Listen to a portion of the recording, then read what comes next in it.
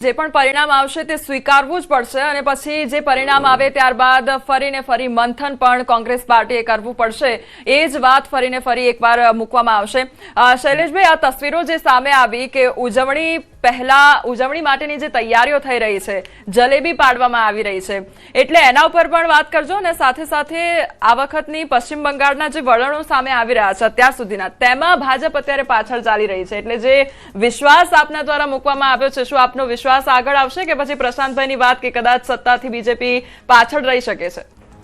ના, હું ન્યૂઝ 18ના માધ્યમથી જોઈ રહ્યો છું ને મને લાગે છે કે દિલ્હીમાં પણ ન્યૂઝ 18ના માધ્યમથી જોવાતું હશે, એટલા માટે જ ન્યૂઝ 18માં જે પ્રકારના વલણો દેખાય છે, 106 ટીએમસી છે અને 100 જેવી ભારતીય જનતા પાર્ટી છે, એ એવા વિસ્તારમાં આવી છે કે જ્યાં ભારતીય જનતા પાર્ટીને એમ લાગતું હતું કે અહીંયા આવશે કે નહીં સીટો, એમાં આટલી સીટ આવી છે, હજુ તો બીજો જે ભાગ છે એ બાકી છે, એટલા માટે ત્યાં જલેબી બનાવવાની શરૂઆત થઈ ગઈ છે કે જે બીજો પાર્ટ છે એ તો સમગ્રપણે ભારતીય જનતા પાર્ટી સમર્પિત છે। એ ન્યૂઝ 18ના માધ્યમથી જોયા પછી જ મને એવું લાગે છે કે ત્યાં જલેબી બનાવવાનું ચાલુ થઈ ગયું। અને બીજું કે વલણ જે દેખાઈ રહ્યા છે એમાં ક્યાંય ભારતીય જનતા પાર્ટી પાછળ નથી, આ લગોલગ કહેવાય। લગોલગ માનો કે હજુ તો જે વિસ્તારમાં અમારી એમને એમ લાગતું હતું ગયા વખતે પણ શુભેન્દુ અધિકારીને એ જે લડતા હતા એ તો હજુ બાકી છે એ વિસ્તાર, અને હવે જે આ વિસ્તાર આવ્યો છે એ અમારી થોડુંક અમારાથી ઓપોઝિટનો વિસ્તાર જે છે એ છે, એમ છતાં પણ 100 જેટલી સીટોમાં અમે આગળ છીએ। એ જ બતાવે છે કે હવે જે પશ્ચિમ બંગાળ છે એ પણ એક ડેવલપ રાજ્ય તરીકે પ્રસ્થાપિત થવા જઈ રહ્યું છે। પશ્ચિમ બંગાળમાં પણ શાંતિ સલામતી અને સુખાકારીનું સર્જન થવા જઈ રહ્યું છે। પશ્ચિમ બંગાળમાં પણ કાયદો અને વ્યવસ્થાની જે સ્થિતિ છે એ સુધરવા જઈ રહી છે। પશ્ચિમ બંગાળમાં પણ લોકોને લોકશાહી શું કહેવાય, બંધારણ શું કહેવાય અને ઘૂસણખોરી અટકાવે તો શું ફાયદાઓ થાય એ યુસીસીના માધ્યમથી અથવા તો કોઈ પણ જે કાયદાઓ છે એના માધ્યમથી ખબર પડે એ દિશામાં આગામી દિવસોમાં ચાલશે। અને મને એવું લાગે છે કે હવે જે મમતા બેનર્જી છે એની ઘર વાપસી નક્કી થઈ ગઈ છે। રાજનીતિમાં તો ચડાવ ઉતાર આવતો જ હોય છે, મમતા દીદીને અત્યારે ઘરે બેસવાનું છે, એ લોકોએ નક્કી કર્યું છે ભારતીય જનતા પાર્ટીને એક તક આપશે। એક તક આપવા પછી ભારતીય જનતા પાર્ટી કઈ રીતે કામ કરે છે, અમારા મુખ્યમંત્રી શ્રી કઈ રીતે કામ કરે છે, સરકાર કેવું કામ કરે છે, વિકાસનું મોડલની વાત કરી છે, તો જે કહ્યું છે એ કરે છે કે નહીં, જેટલું બોલ્યા છીએ એ પાળ્યું છે કે નહીં। અમે પણ અમારી પણ વાત કરું છું, જ્યારે ચૂંટણીમાં જઈએ ત્યારે જુમલાઓ આપતા હોય છે ને પછી જુમલાઓ પાળવામાં નથી આવતા। જે રીતે 15,000ની વાત હતી ને 2,000ની વાત હતી ને આવી બધી વાતો, મફત અનાજ આપવાની વાત હોય કે દેણું માફ કરવાની વાત હોય, આવી બધા જુમલાઓ કરતા હોય, પણ ભારતીય જનતા પાર્ટી જે બોલે છે એ કરે છે અને જેટલું કરવાનું હોય એટલું જ બોલે છે। એટલે આપ જે ફ્રીબી સ્ટ્રેટેજીની વાત કરી રહ્યા છો કે ટીએમસી દ્વારા એ મુદ્દાઓ મૂકવામાં આવતા હોય છે, પરંતુ બીજેપીની તો એ જ સ્ટ્રેટેજી રહી છે અને તેની વાતો કરવામાં આવતી હોય છે, એટલે એ પાર્ટી દ્વારા પણ કઈ અલગ વાતો કરવામાં આવી રહી છે? જો એમના દ્વારા શું વાત કરી છે એ નથી ખબર, પણ ભારતીય જનતા પાર્ટી તો વિકાસમાં માનનારી પાર્ટી છે। સર્વનો વિકાસ કઈ રીતે થાય, સર્વગ્રાહી, સર્વસ્પર્શી અને સર્વસમાવેશક સરકાર કઈ રીતે ચાલી શકે એ દિશામાં અમે ચાલવાના છીએ। અને સાથે સાથે મારે એ પણ કહેવું છે કે ત્યાં પશ્ચિમ બંગાળમાં પણ સૌનો સાથ, સૌનો વિકાસ, સૌનો વિશ્વાસ અને સૌનો પ્રયાસ, આ પ્રકારની સરકાર ચાલે એવું અમે કરવાના છીએ। જી, એક જે વલણો સામે આવી રહ્યા છે તેના પર પણ એકવાર નજર કરી રહીએ કે પશ્ચિમ બંગાળમાં આખરે કયા પ્રકારની પરિસ્થિતિ છે। કેરળની વાત કરીએ તો કેરળમાં પણ પરિણામનો જે માહોલ છે તે આખો જામ્યો છે। ડાબેરીઓ અને કોંગ્રેસ ગઠબંધન વચ્ચે જંગ જોવા મળી રહી છે, ત્યારે કેરળમાં યુડીએફ અને એનડીએ પણ મેદાનમાં છે અને કાંટાની ટક્કર જોવા મળી રહી છે। કેરળમાં પણ પરિણામનો જે માહોલ છે તે આખો જોવા મળી રહ્યો છે। પ્રશાંતભાઈ, આપની પાસે આવવા માંગીશ, પુડુચેરીની પણ વાત કરી લઈએ, ત્યાં પણ ખરાખરીનો જંગ જોવા મળી રહ્યો છે। એનડીએ અને કોંગ્રેસ ગઠબંધન વચ્ચે કાંટાની ટક્કર જોવા મળી રહી છે અને પુડુચેરીમાં ખરાખરીનો જંગ જામ્યો છે। એક બાદ એક તસવીરો સામે આવી રહી છે। એક તરફ દિલ્હીની વાત કરીએ તો દિલ્હીમાં ઉજવણીની તસવીરો કે જ્યાં જલેબી પાડવામાં આવી રહી છે। પુડુચેરી, તમિલનાડુમાં પણ જોઈએ તો ત્યાં તમિલનાડુમાં પણ દિગ્ગજોમાં ટક્કર જોવા મળી રહી છે। દિલ્હી ભાજપ કાર્યાલયની આ તસવીરો સીધી કે જ્યાં જલેબી બનાવવાનું શરૂ થઈ ગયું છે। પ્રશાંતભાઈ, એટલે તમે જે વાત કરી હતી કે ક્યાંક બીજેપી સત્તાથી દૂર રહી શકે છે, પરંતુ આ તસવીરો જુઓ કે પરિણામ તો હજી આવ્યું નથી, હજુ તો રૂઝાન આવવાના શરૂ થયા છે અને તે પહેલા ઉજવણીની આ તસવીરો અને જલેબી પાડવાનું કામ થઈ રહ્યું છે। ફરી એકવાર સવાલ કરીશ, પરંતુ એ પહેલા એક અપડેટ મળી રહ્યું છે કે હાલના વલણમાં બંગાળમાં ટીએમસી 105 બેઠક ઉપર આગળ જોવા મળી રહી છે. હાલના વલણમાં બંગાળમાં ભાજપ પાછળ જોવા મળી રહી છે. હાલમાં બંગાળમાં કોંગ્રેસને એક પણ બેઠક મળી નથી. કોંગ્રેસનું ખાતું ખુલ્યું નથી. હાલમાં અન્યને ફાળે પણ એક પણ બેઠક મળી નથી. અન્ય અને કોંગ્રેસનું જે ખાતું છે તે ખુલ્યું નથી અને ટીએમસી 105 બેઠકને પાર પહોંચી છે.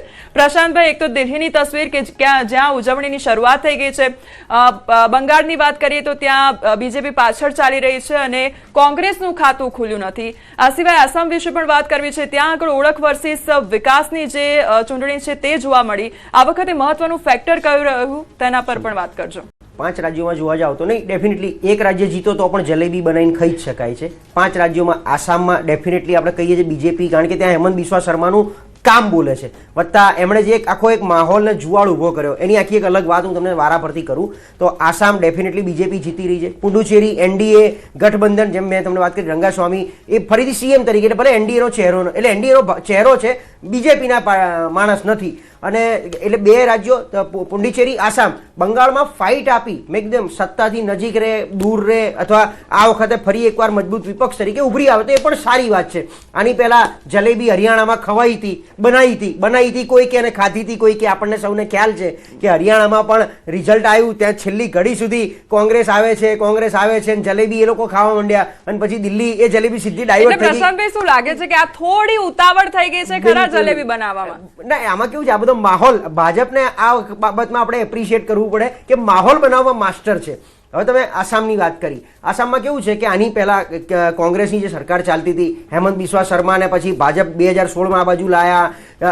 એની પહેલા ભાજપની સરકાર સોનવને એમની સરકાર ચાલતી હતી, પણ હેમંત બિસ્વા શર્માએ આવી અને છેક ગ્રાઉન્ડ સ્તર સુધી ઉતરી. આસામની જેમ તમે વાત કરી, ઓળખ, ઘૂસપેઠી અટકાવવાની વાત. હમણાં તમે સીએ એનઆરસીની વાત કરી. કોમલ, મને એમ કહો કે આટલો મુદ્દો ચગ્યો, આની ઉપર કામ થયું, કેટલા લોકોને કાઢી મૂક્યા? આસામમાં જ 10 લાખ કરતા વધારે બિન ભારતીય તરીકેની એક આઈડેન્ટિટી બહાર આવી છે કે આટલા લોકો પાસે સીએ એનઆરસી રિલેટેડ એક પણ ડોક્યુમેન્ટ નથી. શું આપણે એમને કાઢી મૂક્યા? એટલે આ એક મુદ્દો છે, ચગાયો છે, એની એક હવા બની ગઈ છે ચોક્કસ, પણ એની પર હજી સુધી સરકાર એક્શન નથી લઈ શકી. એટલે આ એક, જેમ અહીંયા આપણે હિન્દુ મુસ્લિમ એક ચુનાવી મુદ્દો થઈ ગયો, એમાં સીએ એનઆરસી પણ એક ચુનાવી મુદ્દાની જેમ ચાલે છે. પણ ખેર, આસામમાં આમ બી અત્યારે 100% એક ચહેરાનો અભાવ. તમે જુઓ તો પેલા ગૌરવ ગોગોઈ કોંગ્રેસમાંથી એકમાત્ર ચહેરો, અને એમની સામે ધીરે ધીરે બધી આક્ષેપ પ્રતિ આક્ષેપ, ક્યાંક પવન ખેડા વર્સિસ હેમંત બિસ્વા શર્મા થઈ ગયું. પણ આસામની પરિસ્થિતિ ક્યાંક 5 વર્ષમાં, આમ તો 10 વર્ષમાં એક અલગ રીતે બદલાઈ છે. કારણ કે હું વ્યક્તિગત રીતે આસામ બહુ જ ક્લોઝલી મોનિટર કરું છું, મારું પોતાનું ત્યાં, એટલે હું રેગ્યુલર જાઉં છું. અને આ મુખ્યમંત્રી ત્યાં મુખ્યમંત્રી નથી, એકદમ આમ આદમીની જેમ લોકોની વચ્ચે જઈને રહેતા હોય છે. પુડુચેરી ઓલરેડી જે આ બન્યું, કેન્દ્ર શાસિત પ્રદેશ બન્યું, ત્યારબાદ કેન્દ્ર સરકારની જ, અને હમણાં આપણે ખ્યાલ છે કે એક સમયના ગુજરાતના સુપર સીએમ અત્યારે ત્યાંના રાજ્યપાલ છે કે કૈલાસનાથન, વત્તા એનડીએની સરકાર છે. એટલે 2 ભેગા થઈ અને એક માહોલ બનાવ્યો. તમે જોઈ શકો છો કે સિંગલ ડિજિટમાં બી અત્યારે 30 સીટો છે. 30માંથી સિંગલ ડિજિટમાં પણ ઇન્ડિયા ગઠબંધન કે કોંગ્રેસ કે બીજી કોઈ પાર્ટી હજી માંડ ડબલ ડિજિટમાં આવવા માટે સંઘર્ષ કરી રહી છે. એટલે 5માંથી 3 રાજ્યોમાં ભારતીય જનતા પાર્ટી, આસામ હોય, પુડુચેરી હોય, કેરેલા, એલડીએફ વર્સિસ યુડીએફની જે ફાઇટ છે, મેં મારે પહેલામાં કીધું તમને કે કોંગ્રેસ એક પ્રયત્ન કરી રહી છે ત્યાં ઊભા થવાનો. શશી થરૂર હોય કે કેસી વેણુગોપાલ હોય, એના જેવા જે કેન્દ્રના કદ્દાવર નેતાઓ છે, એ લોકો એમના રાજ્યને સાચવવા માટે મથી રહ્યા છે. પણ પી વિજયનનું પોતાનું, કેરલાના પ્રશ્નો બહુ અલગ છે આપણા બધા કરતા. ત્યાં વિકાસની વાત એટલા માટે નથી કે આખો પહાડી પ્રદેશ એક હિલ સ્ટેશન તરીકે જોવામાં આવે છે. ફ્લડ, સૌથી મોટો ત્યાંનો પ્રશ્ન ફ્લડ છે. એ ફ્લડને ખાળવા માટેની તમામ સરકારો આજ સુધી ફેલ ગઈ છે. ભારતીય જનતા પાર્ટીએ ક્યાંક બહુ પ્રયત્નો બીજી રીતે કરી જોયા, એ પણ ત્યાં નિષ્ફળ. કોર્પોરેશન સુધી પહોંચ્યું ભારતીય જનતા પાર્ટી, કેરળમાં કોર્પોરેશનમાં મહેનત કરી. પણ મૂળ શું છે કે ત્યાંનો જે ભૌગોલિક પરિસ્થિતિના આધારેના જે પ્રશ્નો છે એને ખાળી શકવા માટેની તમામ સરકારો અત્યાર સુધી ફેલ ગઈ છે. એટલે પી વિજયનની જે કમ્યુનિસ્ટ વાળી વિચારધારા છે એ થોડી ઘણી સ્વીકૃતિ છે. એટલે આ 2 વચ્ચે ચાલશે. હું એવું માનું છું પી વિજયન સીએમ તરીકે રિપીટ થવા જઈ રહ્યા છે. જી પ્રશાંતભાઈ, તમિલનાડુ વિશે પણ વાત કરવી છે. ત્યાં આગળ જે ગ્રાઉન્ડ લેવલની પરિસ્થિતિ છે તે કંઈક અલગ જ જોવા મળી રહી છે. જે અંદરના લોકો છે તેમના વચ્ચે જ સ્પર્ધા જોવા મળી રહી છે. એટલે અહીંયા જે મૈત્રીની વાત થતી હોય છે તે મૈત્રી શું માત્ર ટોચ સુધી જ સીમિત છે અને અંદર ડખો ચાલી રહ્યો છે? ત્યાંની પરિસ્થિતિ વિશે આપનું શું કહેવું છે? બિલકુલ, ડીએમકે આપણે સૌ જાણીએ કે સ્ટાલિન અને એમના પુત્ર તરફથી થતો સંપૂર્ણ વાણી વિલાસ, ધર્મ આધારિત રાજનીતિને ક્યાંક ભાગલા પાડવાનો જે એમણે પ્રયત્ન કર્યો, પણ તો બી ત્યાં કેમ સ્વીકાર્ય છે કે સાઉથ ઇન્ડિયાના 6 થી 7 જે સ્ટેટ છે એ લોકો હજી પણ દ્રવિડ સંસ્કૃતિ, ક્યાંક ને ક્યાંક પેરિહાર થિયરી અને ત્યાં આખી અલગ રાજકારણને ચલાવવામાં આવે છે. અને સાઉથ એ આખા દેશ પર ધીમે ધીમે ક્યાંક ને ક્યાંક એમનો પ્રયત્ન જે છે કે અમે અલગ થઈ જઈશું તો તકલીફ પડશે. અને આ વખતે જે SIR વત્તા મહિલા અનામતને લઈને જેની વાત કરવામાં આવી, તો જોયું તમે સ્ટાલિને એનો વિરોધ કર્યો. EIDMKમાં અંબાના ગયા પછી ચહેરાનો વેક્યુમ, બધી જ જગ્યાએ ક્યાંક ને ક્યાંક જ્યાં ચહેરો ના હોય ને ત્યાં પરિસ્થિતિ ઊભી થાય. એ પછી આપણે જેમ વાત કરી કે TMC એટલે ત્યાં બંગાળની વાત હોય તો કોંગ્રેસનો ચહેરો ગાયબ થઈ ગયો, અત્યારે આસામમાં કોંગ્રેસનો ચહેરો ગાયબ થઈ ગયો. એમ EIDMKમાં અંબાના ગયા પછી એમના જે 2-3 એમના પેલા ફોલોઅર્સ આવ્યા એમના પછીના એ લોકો ઉત્તરાધિકારી જે આવ્યા એ બહુ કાઠું ના કરી શકે, એટલા માટે DMK પાછું રીએક્ટિવેટ થયું. જે ક્યાંય લગભગ ભૂસાઈ ગયું હતું EIDMKના આવ્યા પછી એ પાછું રીએક્ટિવેટ થયું ને આ વખતે સરકાર બનાવી. ત્યાં જે તમે એકદમ મૈત્રીની વાત કરી, હવે TVK ક્યાંથી આવ્યું અચાનક? સાઉથમાં આપણે એવું માનીએ છીએ કે જે એક્ટર હોય હોલિવૂડના બોલિવૂડના જે હીરો હોય એ ભગવાન કહેવાય, પણ એ લોકોએ પણ રાજકીય પાર્ટી બનાવીને ફેલ ગયા. તમે રજનીકાંતને આપણે જોયા, કમલ હસનને જોયા અને આ વખતે વિજયનને જોયા. લોકસભા વખતે પણ પેલા ચિરંજીવીના ભાઈને પણ ઊભા કરવામાં આવ્યા હતા ભારતીય જનતા પાર્ટી તરફથી. તો આ બધો માહોલ પછી મતમાં કન્વર્ટ નથી થતો. એટલે TVK તેમ છતાં પહેલી વારમાં આયા છે, તેમ છતાં ઘણું સારું પ્રદર્શન કરશે, પણ એમના સપોર્ટથી જો કોઈ એવું વિચારતું હોય, કારણ કે DMK એક સિંગલ હેન્ડ આગળ વધી રહ્યું છે, EIDMK સત્તા નજીક ના પહોંચે, કદાચ TVK સારી એવી સીટ લે તો એ બેનું ગઠબંધન આગળ જતા થાય, આવી એક થિયરીથી TVK ને ઊભું કરવામાં આવ્યું છે. તમિલનાડુ અથવા આસપાસના વિસ્તારોમાં ભારતીય જનતા પાર્ટી હૈદરાબાદમાં બી કોર્પોરેશનની ચૂંટણી સ્ટ્રોંગલી લડવાનો પ્રયત્ન કર્યો, ત્યાં પણ એ ધીરે એકદમ કેરળાની જેમ ફેલ ગયા. તો TVK ઊભું કર્યા પછી હજી જોઈએ એવું ક્યાંય માહોલ ના બનાવી શક્યા. અને સ્ટાલિને એક ઇમોશનલ પેલું આપી દીધું બધાને કે જો અહીંયા સરકાર પલટાશે અને ભાજપ જો ઘૂસી જશે તો આખા દેશવ્યાપી નોર્થનું ચલણ વધી જશે, આખો કંટ્રોલ દિલ્હી જતો રહેશે, નોર્થમાં જતો રહેશે અને આપણે બધા અલગ થઈ જઈશું. આવી એક ઇમોશનલ વાત મૂકી દીધી છે અને અત્યારે મતમાં પણ દેખાઈ રહી છે. જે એટલે રાજકારણમાં જ્યારે મનોરંજનની વાત કરવામાં આવતી હોય છે ત્યારે મનોરંજન સુધી જ રહી જાય છે, પરંતુ એ મતમાં કન્વર્ટ નથી થતું. શૈલેષભાઈ, આપની પાસે આ માંગીશ કે તમિલનાડુની વાત કરવામાં આવે તો ત્યાં આગળ હિન્દી થોપવાનો જે મુદ્દો છે તે સૌથી મોટો ઉઠી રહ્યો છે. શું આ તમને ક્યાંક રાજકીય રીતે નુકસાન કરતું હોય તેવું લાગી રહ્યું છે? જો અમુક બાબતો જે છે, માનો કે બંધારણીય જોગવાઈઓ જે છે, હિન્દી એ આપણી રાષ્ટ્રભાષા છે, એ બંધારણીય જોગવાઈ છે. બાકી રાજ્યની ભાષાઓને આપણું સન્માન જ છે.